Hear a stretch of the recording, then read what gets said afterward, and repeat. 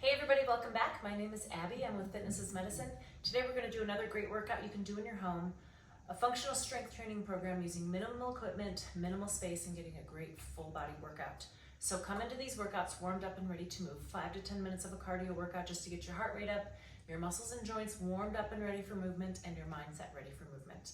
Okay, today we're going to do a one-arm row on a bench. So we need one dumbbell that is pretty heavy, and a bench. So if you don't have a bench, you can use, the side of your bed. You can use a coffee table, maybe with a pillow for your knee, or if you have a firm sofa, that's another great idea. Then we're also going to need either a kettlebell or a medicine ball and a fit ball and a tube set up, a little bit lighter tube set up about chest or hip height. And one of those moving discs, if you have one. So just something like this so that it moves easily on the ground. If not, then you can use like a towel or a tissue on like a tile surface or a hard floor surface, that'll work just the same. Okay, so let's get started. We're gonna do, like I said, a one-arm row on the bench here. So we want the same side, hand and knee on the bench, starting with a good flat back. So you're not here and also not here. So flat back, head in line with the rest of your spine, keeping your neck in neutral. Hold that weight, but keep your shoulders level. So you don't want it to drop below your shoulders. You want to keep your shoulders level. Drive your elbow towards the ceiling, pick up that weight. Think about squeezing your shoulder blade on that same side towards your spine. Breathe. 6. Lower that down, keeping your shoulders level. And let it lower slowly. Don't drop it. Don't let gravity control you. And 10. Good. So just set it down. And if you're on the edge of something, you can turn around or step onto the other side of your bench. Remember, same side, knee and hand go on the bench. You want your hand directly beneath your shoulder. All right, that side, you're going to drive your elbow up. 2. Control that on the way down. Keep those shoulders level, tummy nice and tight here. Make sure you're breathing, keeping that neck in neutral. 2 more. 9 and 10. Okay, great. I'm gonna move my bench out of the way.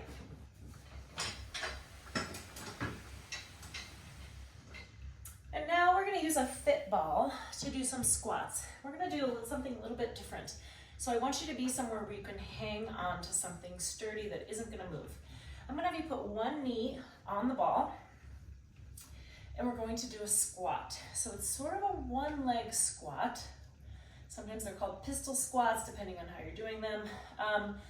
But what this is going to look like is you're still going to stay level here, and you're sitting back, but you're using that ball for support for that other knee. You're having to balance here, but that's why I want you to do it near something sturdy. So you can maybe sit back, but use that to sit back so that you're really sitting back and still using one leg for that squat. So you're gonna sit back, come on back up. So that's 3, 4, essentially they're one leg squats, but you're having that support of the ball. Try to keep your chest up nice and tall, really sitting back into that heel of the one leg that you're doing squats with. 2 more. And 10. Okay, now we're just gonna switch sides. So if you'd be able to do this at your kitchen counter, you can hang on and sit back. Just really think about sitting back into that heel. 1, 2, 3, good. Think about squeezing that glute on that side as you stand up. Keeping your knees straight over your ankle. 6, 7, 8, 9, and 10. All right, great. It's kind of fun to mix it up a little bit. Okay, I'm gonna move the ball out of my way, and then I'm gonna grab my medicine ball here, and we're going to do a medicine ball press up. So shoulder press while holding one weight. So you're gonna just press it up, and press it down. So you're standing in a good athletic stance, tummy tight, because when you press that weight over your head, your core and your back have to stabilize. 4, 5. If you don't have a medicine ball or a kettlebell, you can just use one dumbbell. 3 more. 9 and 10. All right, good. Whenever you're done using a tool, put it back, or at least put it somewhere out of the way so you're not going to trip on it, especially if we're doing something for balance. Okay, we're going to get that ball back. And we're doing bird dog on the ball. So I'm going to have you roll onto your tummy. And you're going to reach out one arm and opposite leg, hold it for 3 or 4 seconds, and then switch. So your goal is to balance on top of that ball.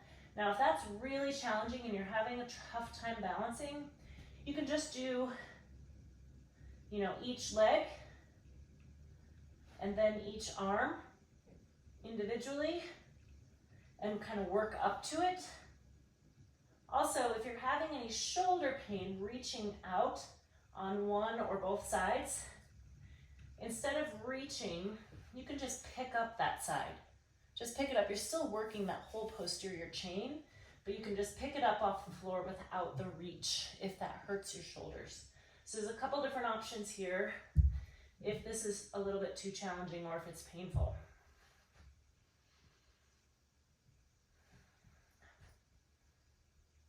Really tighten your tummy. That helps to stabilize you. You may find that one side feels a little easier than the other.